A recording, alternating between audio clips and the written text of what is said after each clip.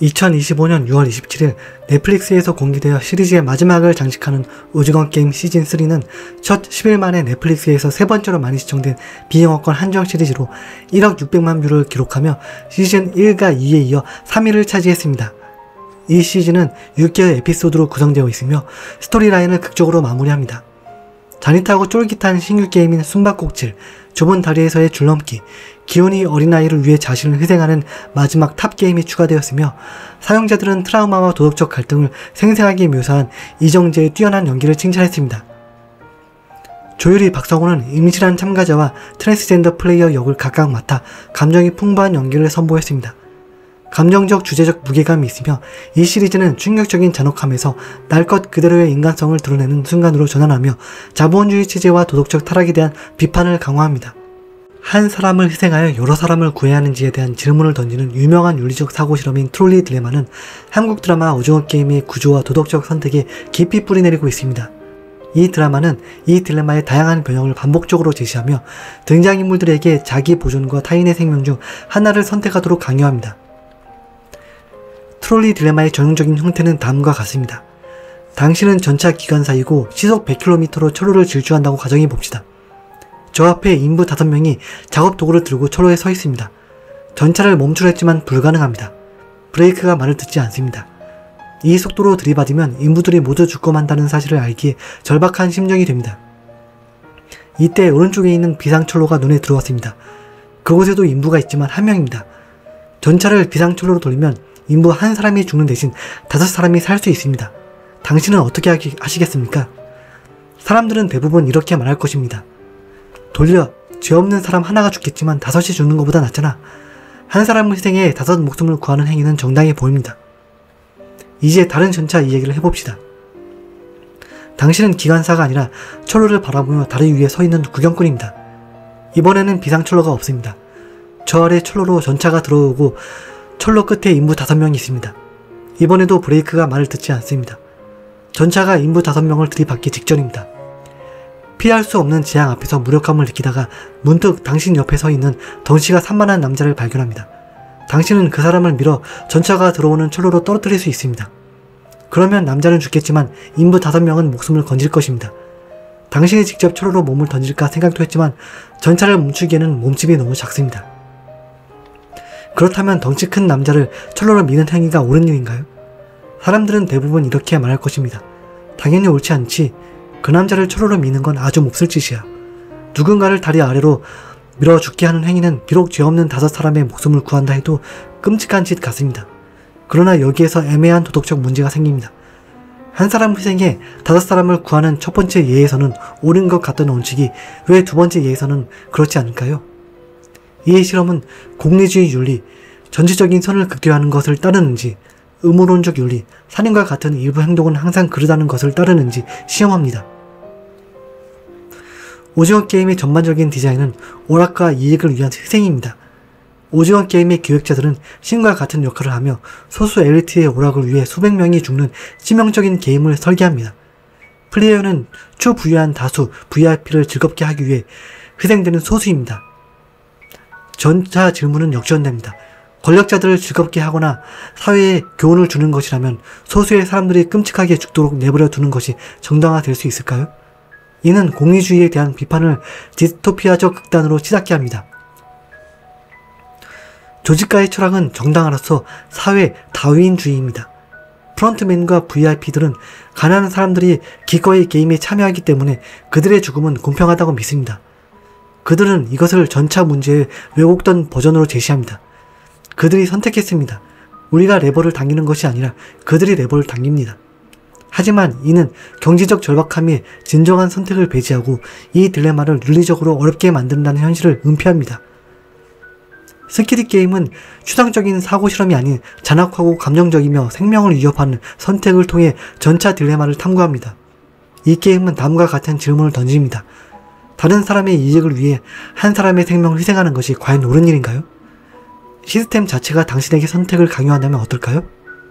제러미 벤담과 존 스튜어트 밀 같은 철학자들이 제시한 공리주의의 핵심 사상인 최대 다수의 최대 행복이라는 원칙은 한국 드라마 오징어 게임에서 비판적으로 탐구되고 궁극적으로는 이의를 제기합니다. 이 원칙은 도덕적으로 옳은 행동이란 소수에게 고통을 초래하더라도 전체의 행복이나 웰빙을 극대화하는 것이라고 주장합니다. 오징어 게임에서 이 원칙은 극도로 불평등한 사회에서 공리주의적 추론을 사용하는 데 따르는 윤리적 대가를 드러내는 방식으로 극화합니다. 게임을 정당화하기 위한 뒤틀린 공리주의 논의로서 주최 측은 게임이 플레이어들에게 인생을 바꿀 만한 재산을 얻을 수 있는 공정한 기회를 제공한다고 주장하며 게임을 정당화합니다. 모든 플레이어가 자발적으로 게임에 참여하기 때문에 잠재적인 행복을 얻기 위해 죽음의 위험을 감수하는 데 동의한다는 주장이 제기됩니다. 이 시스템은 한 사람이 승리하여 빈곤에서 벗어나면 다른 사람들의 고통은 용납된다라고 주장합니다. 이는 공리주의 논의를 반영합니다. 한 사람 또는 소수의 승자의 행복이 다수 패자의 고통보다 크다면 시스템은 정당화됩니다. 하지만 오징어 게임은 이것이 이 원리에 왜곡되고 잔인한 적용임을 폭로합니다. 이는 권력이 불균등하게 분배될 때 공리주의 사상이 착취를 은폐하는 데 어떻게 사용될 수 있는지 보여줍니다. 오징어 게임에서 최대 다수의 최대 행복이라는 원칙은 찬양받는 것이 아니라 오히려 신문받습니다. 이 드라마는 다음과 같은 질문을 던집니다. 행복의 의미를 누가 결정하는가? 최대 다수에 누가 포함되는가? 진정한 행복은 불의와 유혈 사태 위에 세워질 수 있는가? 오징어 게임은 공리주의적 추론이 어떻게 잔혹함과 불평등을 정당화하기 위해 왜곡될 수 있는지 보여줌으로써 윤리보다 결과를 중시하는 시스템에 대한 강력한 비판을 제시합니다. 또한 타인의 이익을 위해 고통이 정상화되는 세상에서 도덕성이 살아남을 수 있는지에 대한 질문을 던집니다. 성급한 일반화의 오류는 불충분하거나 편향된 증거에 기반하여 광범위한 결론을 도출하는 논리적 오류입니다. 한국 드라마 오징어 게임에서 이 오류는 극심한 스트레스와 생존 압박 속에서 등장인물의 판단과 사회적 가정을 통해 탐구됩니다. 오징어 게임이 이 오류를 탐구하는 방식은 다음과 같습니다. 첫 번째, 외모와 배경에 따른 차별. 파키스탄 출신 이주노동자 알리 압둘은 단지 외국인이라는 이유만으로 타인에게 가소평가되거나 불신받는 경우가 많습니다. 예를 들어 일부 플레이어는 그의 강한 정의감과 실제적 능력에도 불구하고 그가 지능이나 능력이 낮다고 가정합니다. 이는 국적이나 사회적 지위에 기반하여 누군가의 성격이나 능력을 추정하는 성급한 일반화를 반영합니다. 두 번째, 부와 도덕성에 대한 가정. 노인 오일남 플레이어 1번은 처음에는 약하고 순진하며 무해한 사람으로 인식됩니다. 많은 사람들이 그의 나이와 태도를 근거로 일반화합니다. 이는 다른 플레이어들이 그가 실제로 게임의 배후에 있다는 사실을 알아차리지 못하게 합니다. 관객 또한 이런 성급한 일반화에 속아 반전을 더욱 충격적으로 만듭니다. 결론적으로 오징어 게임은 성급한 일반화의 오류를 통해 사회가 부, 나이, 인종, 위기 상황에서의 행동 등으로 사람들을 성급하게 분류하는 방식을 비판합니다. 이러한 분류는 종종 오판, 불신, 그리고 비극으로 이어집니다. 이 작품은 생사의 기로에서 표면적인 가정이 치명적인 결과를 초래할 수 있음을 보여주며 시청자들에게 자신의 편견에 대해 의문을 제기하게 합니다. 병목 현상은 좁은 제약으로 인해 진행의 흐름이 심각하게 제한되거나 느려지는 지점을 설명하는 다양한 분야에서 사용되는 용어로 한국 드라마 오징어 게임에서 구조적 한계, 경쟁 압력, 사회적 불평등을 묘사함으로써 상징적이고 문자적으로 운유됩니다. 일반적으로 병목 현상은 용량이 제한되어 효율성이나 처리량이 감소하여 다른 모든 것을 늦추거나 멈추게 하는 과정의 단계를 의미합니다. 진화에서 개척은 병목 현상은 유전적 다양성을 감소시킵니다. 교통에서 도로 병목 현상은 교통 체증을 유발합니다. 사회 또는 시스템에서 기회와 자원이 제한되어 많은 사람들이 소수의 자리를 차지하기 위해 경쟁하게 됩니다. 오징어 게임에서 병목 현상이 탐구되는 방식은 다음과 같습니다. 게임의 구조가 다수가 경쟁하고 단 한 명이 승리하는 구조입니다. 456명의 플레이어가 게임을 시작하지만 단 한 명만이 456억 원의 상금을 획득할 수 있습니다. 각 라운드에서 많은 플레이어가 탈락하며 많은 플레이어가 좁은 생존의 통로를 통과해야 합니다. 이는 말 그대로 병목 현상을 모방합니다. 사람들은 노력이나 의지 부족 때문이 아니라 인위적으로 제한된 기회 때문에 배제됩니다. 유리다리 게임과 줄넘기 게임은 말 그대로 병목 현상입니다. 고공 오징어 게임에서도 또한 마찬가지입니다. 유리다리 게임에서 플레이어들은 유리판으로 만들어진 좁은 다리를 건너야 하는데 그중 일부는 무게 때문에 부러집니다. 한 번에 한 사람만 전진할 수 있으며 각 단계는 도박입니다. 초반 플레이어는 거의 확실하게 죽음을 맞이하지만 후반 플레이어는 얻은 지식으로 이득을 얻습니다. 이는 전형적인 병목 현상을 만들어냅니다. 진행은 느리고 위험하며 나중에 도착한 사람들이 다른 사람들이 실패해서 이득을 얻는 경향이 있습니다. 줄넘기 게임에서 참가자들은 정해진 시간 안에 줄넘기를 하면서 중간에 끊어져 있는 다리를 건너야 하는데 한 번에 한 사람씩만 건널 수 있는데 심지어 교착 상태도 수반됩니다. 성공은 실력뿐 아니라 서열, 정보 접근성, 운에 따라 불균등하게 분배되는 것을 상징합니다. 현실 세계 비판으로 자본주의 사회나 초경쟁 사회에서는 많은 사람이 성공을 위해 노력하지만 구조적 한계, 직업, 주택, 교육으로 인해 극소수만이 빈곤에서 벗어날 수 있습니다. 이는 현대 시스템이 치열한 경쟁, 소수의 승자, 많은 패자, 그리고 제한된 안전망을 통해 어떻게 사람들을 함정에 빠뜨리는지 보여줍니다. 병목 현상은 뒤처진 사람들뿐만 아니라 그 병목 현상을 통과하는 사람들까지 변형시킵니다. 궁극적으로 이 드라마는 희소성이 조작되고 대량 고통이 우연이 아닌 계획으로 간주되는 사회를 비판합니다. 오징어 게임은 경제적, 도덕, 그리고 인간 존엄성의 병목 현상에 대한 잔혹한 운유입니다. 교착 상태라는 개념은 두 개 이상의 상반된 행동이나 이해관계가 서로를 가로막아 진행이 불가능한 상황으로 한국 드라마 오징어 게임에서 생생하게 묘사됩니다. 이 개념은 문자 그대로의 대체사항뿐 아니라 도덕적 마비, 사회적 교착 상태, 그리고 인간 갈등과 같은 더 깊은 상징적 표현에서도 나타납니다. 컴퓨터 게임과 이론에서 교착 상태는 2명 이상의 당사자가 서로의 행동을 기다리다가 결국 아무도 진행할 수 없는 경우와 같은 상황에서 발생합니다. 실생활에서 교착 상태는 모든 선택지가 차단된 것처럼 보이는 교착 상태, 상호 방해 또는 해결되지 않은 긴장 상태를 반영합니다.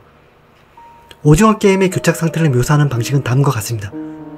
줄다리기 게임은 물리적 교착 상태입니다. 줄넘기 게임과 고공 오징어 게임은 전략적 교착 상태입니다. 먼저 다리를 건너간 사람이 고지를 선점하여 다른 플레이어가 건너오는 것을 방해하며 결국 아무도 진행할 수 없는 교착 상태가 됩니다. 구슬치기 게임은 정서적 윤리적 교착 상태입니다. 플레이어들은 생존 본능과 죄책감 사이에 감정적으로 갇힙니다.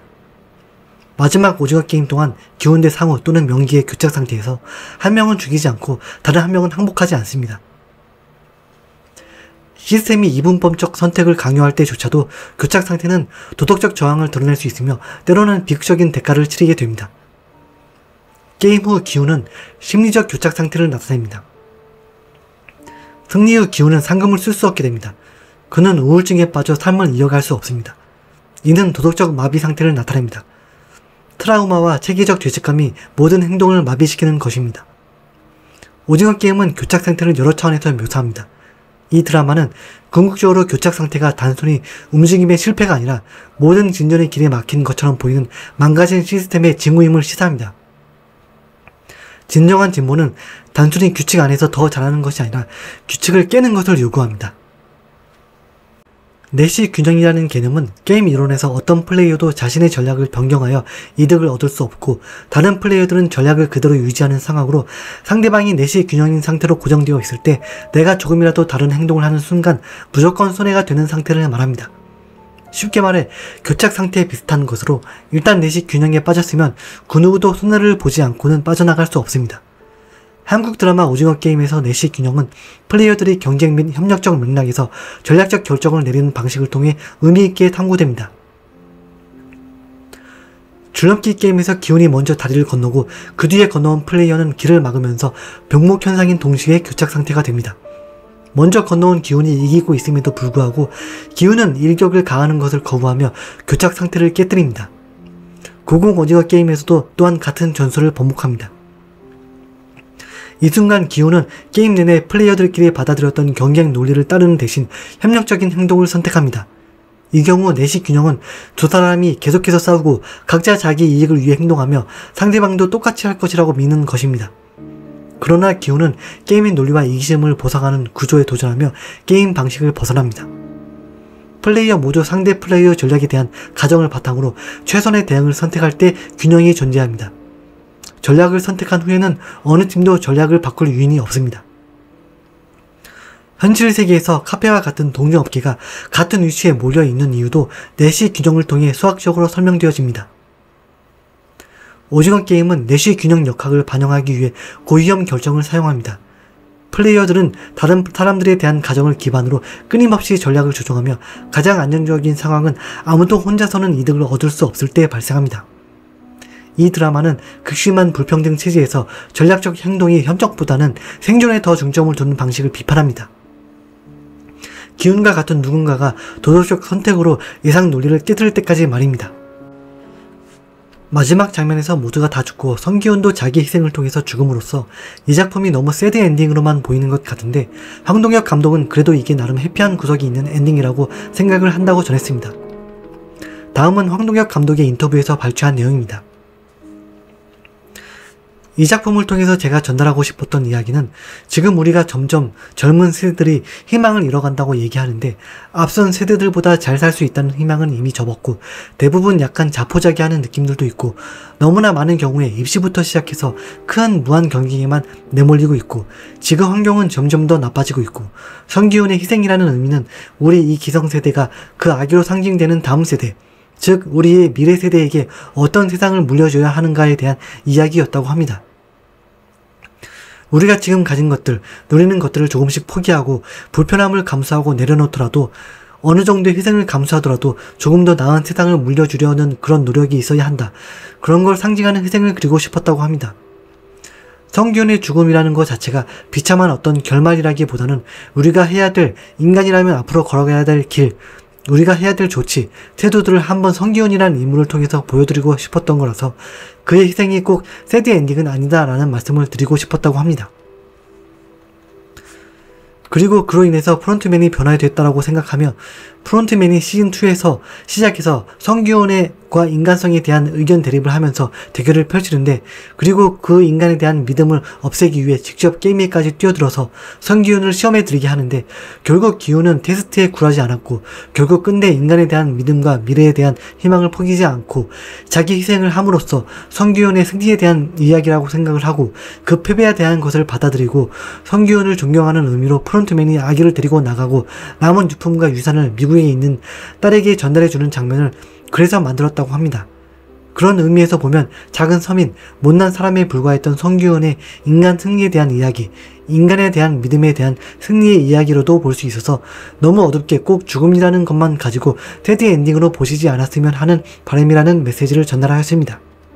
비평가들은 화려한 비주얼, 완벽한 연기, 잔혹한 반전, 짜릿한 경험은 놀라울 정도로 훌륭하고 심장을 뛰게 하는 게임, 가슴 아픈 캐릭터들의 순간들과 이정재의 기호는 절제의 달인이며 숨바꼭질 장면은 생생하고 감정적으로 파괴적이다라며 찬사했습니다. 반면 세계관 설정이 부족하고 스토리텔링의 불균형, 후반부 전개 속도 문제와 날카로운 도덕성 탐구, 하지만 VIP 장면은 과장된 연기와 형편없는 대사로 집중을 방해한다고 하였고 성급한 결론, 줄거리와 캐릭터의 일관성이 부족하다고 지적하였습니다. 엇갈린 시청자들의 반응은 피날레의 감정적 쓰라림을 칭찬했지만 일부는 시즌의 캐릭터 깊이가 부족하고 결말이 만족스럽지 않다고 느꼈습니다. 또 다른 사용자들은 단순한 선대악에서 더 복잡한 도덕적 영역으로 이동했다는 점을 지적했습니다. 오징어 게임 시즌3는 잔혹하고 감정적으로 첨예한 피날레로 성공했습니다. 시즌1만큼 세련되지는 않았지만 깔끔한 결말을 기대하지 않았던 디스토피아 이야기에 걸맞은 작품입니다. 생각에 잠기게 되고 아마도 불안해질 것입니다. 오징어 게임 시즌1에서 욕망 이론이라는 책이 나오는데 다음은 개인적으로 이쪽 분야에서 가장 저명하다고 생각하는 마이클 샌델의 책 공정하다는 착각에서 발췌한 내용입니다. 최근 수십 년 동안 폭발적인 불평등 증가는 사회적 상승을 가속화시킨 게 아니라 정반대로 상류층이 그 지위를 대물림해줄 힘만 키워주고 말았다. 지난 반세기 동안 명문 대학들은 한때 특권층 자녀들의 입학에 걸림돌이 되었던 인종, 종교, 성, 민족 등의 장벽을 무너뜨렸다. SAT는 계층과 가문이 아니라 학업 성적으로 학생을 뽑겠다는 약속과 함께 만들어졌다. 그러나 오늘날의 능력주의는 세습 귀족제로 굳어져 가고 있다. 능력주의적 오만은 승자들이 자기 성공을 지나치게 뻐기는 한편 그 버팀목이 된 우연과 타고난 행운은 잊어버리는 경향을 반영한다. 정상에 오른 사람은 자신의 운명에 대한 자격이 있는 것이고 바닥에 있는 사람 역시 그 운명을 겪을만 하다는 것이다. 우리가 가진 몫이 운의 결과라고 생각한다면 보다 겸손해지게 된다. 신의 은총 또는 행운 덕분에 나는 성공할 수 있어. 그러나 완벽한 능력주의는 그런 감사의 마음을 제거한다. 또한 우리를 공동 운명체로 받아들이는 능력도 경감시킨다. 우리의 재능과 행운이 우연에 따른 것이라고 생각할 때 생기는 연대감을 약화시킨다. 그리하여 능력은 일종의 폭정 혹은 부정의한 통치를 조장하게 된다. 주어진 결과, 몫이라고 말할 때 그것은 어떤 운명이나 우연이나 신의 섭리 등에 따라 정해져 주어진 것이지 우리 스스로의 노력으로 얻은 것이 아님을 의미한다. 이는 개인의 능력과 선택을 넘어서 행운 또는 은총의 영역으로 들어간다. 이로써 우리는 소득과 직업은 능력 문제가 아니라 신의 은총 문제라는 옛 논쟁을 떠올린다. 그것들은 우리 스스로 얻는 것들인가 받는 것들인가?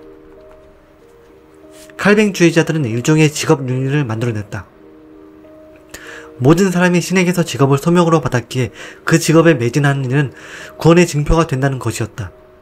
그 핵심은 일이란 돈을 벌기 위한 수단이 아니라 신을 영광스럽게 하기 위한 것이라는 생각이었다.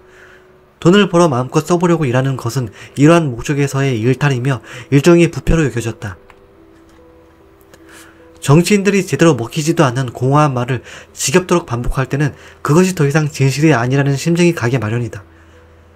바로 사회적 상승 담론이 여기에 들어맞는다. 불평등이 위험 수위까지 올라왔을 때 이러한 담론이 가장 구역질나게 들렸음은 우연이 아니다. 가장 부유한 1%가 전체 인구의 50%보다 더 많이 벌고 있으며 중위소득이 40년 동안 줄곧 제자리 걸음만 한 상황에서 노력하고 열심히 일하기만 하면 성공한다는 말이 빈말로 들리지 않을 리 있겠는가. 연구자들이 미국과 유럽의 시민들에게 가난한 사람이 부자가 될 가능성이 각자의 나라에서 어느 정도라고 생각하느냐고 질문했을 때 미국과 유럽의 응답자들은 대체로 현실과 다른 대답을 했다. 하지만 흥미로운 것은 그들이 정반대로 틀렸다는 점이다. 미국인들은 자국의 사회적 상승 가능성을 과대평가했고 유럽인들은 과소평가하고 있었다. 어쩌면 사회적 상승 담론을 이렇게 옹호할 수도 있다. 그것은 우리가 추구할 이상적 목표로서 공정한 기회에 따른 경쟁을 제시할 따름이지 우리 현실을 풀이하는 주장은 아니라고 말이다. 그러나 이 담론에서 능력의 비중은 지나치게 커진다. 결국 이상에서 출발하지만 현실은 이렇게 마련이라는 주장으로 미끄러지게 된다. 어떤 이들은 고학력 대졸자들이 정부를 이끌어간다면 환영할 일이지 문제될 게 무엇이냐고 할지 모른다. 물론 다리를 지을 때는 가장 유능한 엔지니어를, 맹장 수술을 할 때는 가장 숙련된 의사를 원하기 마련이다. 그러면 최고의 대학을 나온 국회의원을 원하면 안 될 까닭이 뭘까? 빵빵한 학력을 갖춘 고학력 리더들이 더 좋은 정책을 개발하고 더 합리적인 정치 담론을 이루지 않겠는가? 아니다. 꼭 그렇지는 않다. 사람들이 능력주의에 대해 불평하는 건 보통 그 이상에 대한 게 아니다. 그것이 현실적으로 실현되지 않고 있다는 불평이다.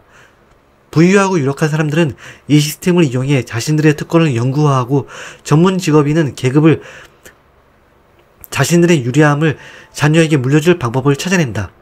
그리하여 능력주의를 세습귀족제로 탈바꿈시킨다. 대학들은 능력에 따라 학생을 선발한다고 하면서 부자와 인맥 좋은 사람들의 자녀를 유리하게 만들어준다. 이런 불평등에 따르면 능력주의는 신화이며 아직 실현되지 못한 공허한 약속이다. 능력주의의 이상은 불평등을 치유하려 하지 않는다. 불평등을 정당화하려 한다. 내가 밤낮으로 수영 연습을 한들 마이클 펠프스보다 빨리 헤엄칠 수는 없을 것이다. 세계에서 가장 빠른 주자로 여겨지는 육상 금메달리스트 우사인 볼트는 훈련 파트너인 요한 블레이크 역시 천부전 육상 선수가 자신보다 훨씬 열심히 훈련한다고 밝혔다. 노력은 다가 아니다. 어떤 능력과 업적이 찬양받을 만한가를 정하는 건 사회적 규범과 개인의 가치관이며 그것은 조음의 영역이지 오름의 영역은 아니라는 것이다.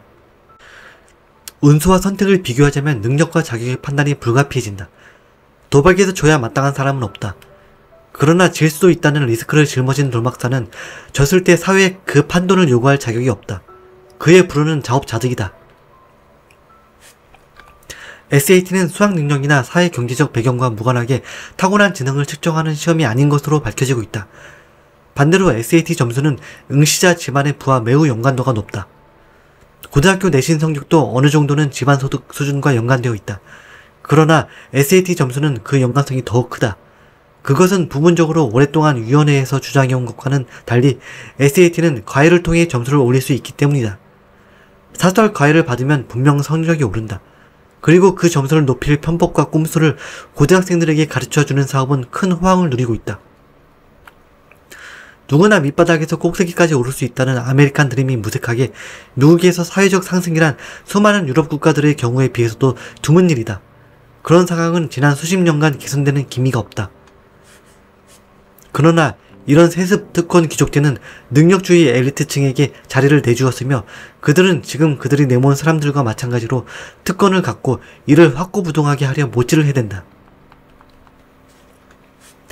나의 제안은 그런 이야기를 진지하게 검토해보자는 것이다.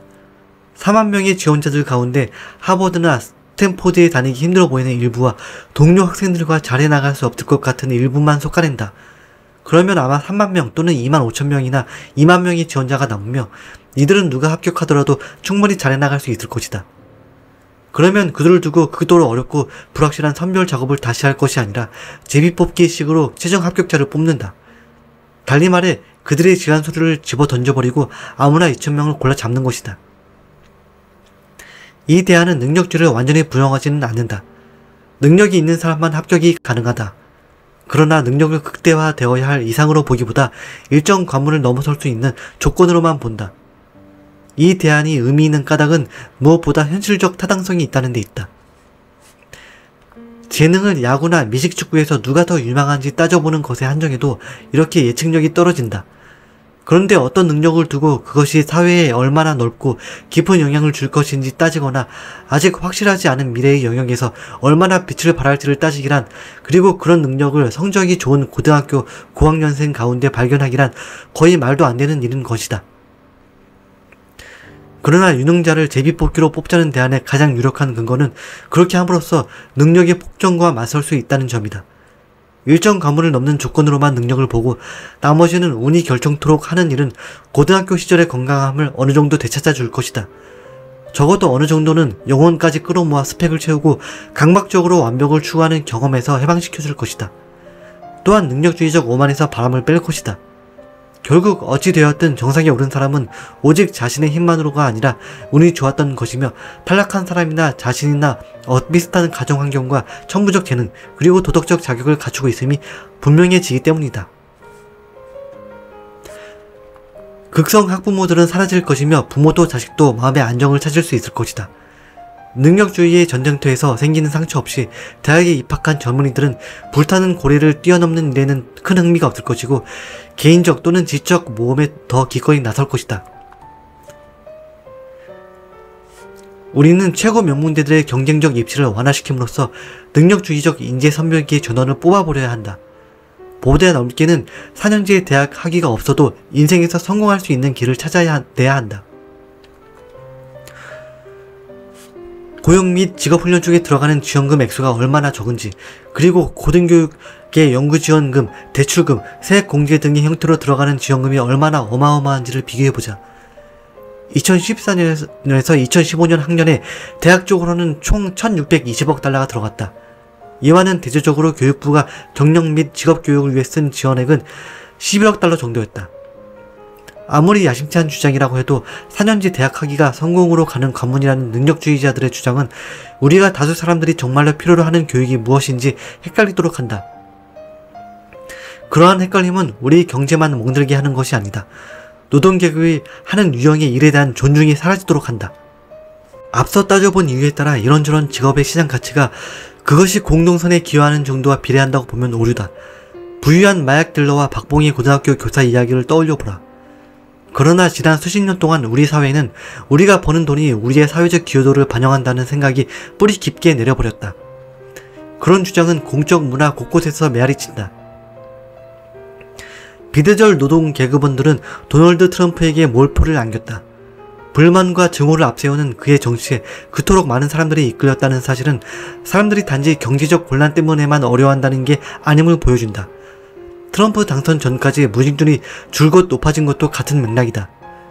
능력주의적 학력이 없는 사람들의 직무 환경이 열악해지면서 노동 역량의 사람들이 아예 일을 손에서 놓아버리는 일이 많아진 것이다. 해답은 단지 우리가 소비를 너무 사랑한다는 데 있을지 모른다. 또한 경제 성장이 최고라는 믿음 역시 한몫하고 있을지도 모른다. 그러나 사실 더 깊은 곳에 무언가가 있다. 그것이 약속하는 물질적 혜택을 넘어 경제 성장을 공공정책의 최우선 과제로 삼는 까닭은 우리 사회처럼 갈등이 많은 다원적 사회의 매력적이라서다. 이는 골치 아픈 도덕 논쟁을 우회할 빌미가 된다. 오직 열렬한 자유지상주의자만이 부유한 카지노 왕의 사회적 기여가 서학과 의사의 기여보다 정말로 천배나 가치 있다고 떳떳이 주장할 수 있으리라. 그것은 세상이 우리가 받을 몫을 받는다는 식으로 짜여져 있다는 능력주의적 희망에서 비롯된 혼동이다. 그런 희망은 구약 성서 시대에서부터 오늘날까지 역사의 오른쪽에 서야 한다는 식의 주장을 하는 섭리론적 사고를 부추긴 희망이기도 하다. 시장주도적 사회에서 물질적 성공을 도덕적 자격의 증표로 해석하는 일은 지속성이 있는 유혹이다. 그 유혹은 계속해서 우리의 저항을 깨트리려 한다. 효과적으로 저항할 수 있는 한 가지 방법은 논쟁을 하는 것이다. 그리고 방법을 세우는 것이다. 공동선에 우리가 진정으로 가치있게 기여할 수 있는 것이 무엇인지, 그리고 어디에서 시장의 낙인이 잘못되었는지를 반성하고 수고하고 민주적으로 공동의 대책을 수립하는 것이다. 오늘날 경제의 가장 큰 가져가는 자는 거액의 불로소득을 노린 투기를 일삼으며 실물 경제에는 기여가 전혀 없는 금융업계 종사자들이라고 주장했다. 이 모든 금융활동은 우리를 더 번영시키지 않는다. 대신 불평등을 심화시키며 주기적으로 금융위기를 불러와 위기 때마다 막대한 경제 가치를 파괴한다. 금융은 우리 경제에 도움이 되기는커녕 방해가 되고 있다. 금융 분야가 비대해질수록 우리 경제가 성장하지는 않으며 오직 느려질 뿐이다. 나는 제안한다. 급여세의 전부 또는 일부를 없애는 대신 금융거래세를 일종의 죄악세로 신설하여 카지노나 다름없고 실물 경제에는 전혀 도움이 안 되는 투기 행위를 억제하는 방안을 토론의 주제로 삼을 것을. 당연히 다른 입장들이 있을 것이다. 나는 넓게 보아 일의 존엄성을 회복하려는 것이고, 그러려면 우리 경제 질서에 대한 근본적인 도덕적 질문을 던져야 한다. 최근 수십 년 동안 기술 관료적 정치가 숨겨왔던 질문들 말이다. 이는 시민들이 우리는 모두 함께입니다 라는 말을 위기 때의 건성으로 내뱉는 말로서가 아니라 진심으로 믿을 만큼 건실한 공동체 의식을 필요로 한다. 그런 말은 우리의 일상생활에 대한 믿음이 가는 묘사여야 한다. 사회적 복지는 응집과 연대에 달려있다. 그것은 단지 사회적으로 상승할 수 있는 기회가 아니라 높은 수준의 일반 문화, 그리고 강력한 공동 이해관계 의식의 존재를 내포한다. 개인의 행복은 각자가 자유롭게 새로운 안락과 명성의 자리를 찾을 수 있어야 한다는 것뿐 아니라 존엄과 문화가 있는 삶을 살아야 함도 요구한다. 후자는 반드시 출세할 것을 요구하지 않는다. 사람들은 시장이 각자의 재능에 따라 모든 주는 대로 받을 자격이 있다는 능력주의적 신념은 연대를 거의 불가능한 프로젝트로 만든다. 대체 왜 성공한 사람들이 보다 덜 성공한 사회 구성원들에게 뭔가를 해줘야 하는가? 이 질문에 대한 해답은 우리가 설령 죽도록 노력한다고 해도 우리는 결코 자수성가적 존재나 자기 충족적 존재가 아님을 깨닫느냐에 달려있다. 사회 속에 우리 자신을, 그리고 사회가 우리 재능에 준 보상은 우리의 행운덕이지 우리의 업적덕이 아님을 찾아내는 것이 필요하다. 우리 운명의 우연성을 제대로 인지하면 일정한 겸손이 비롯된다. 신의 은총인지 어쩌다 이렇게 태어난 때문인지 운명이 장난인지 몰라도 덕분에 나는 지금 여기 서 있다. 그런 겸손함은 우리를 갈라놓고 있는 가혹한 성공 윤리에서 돌아설 수 있게 해준다.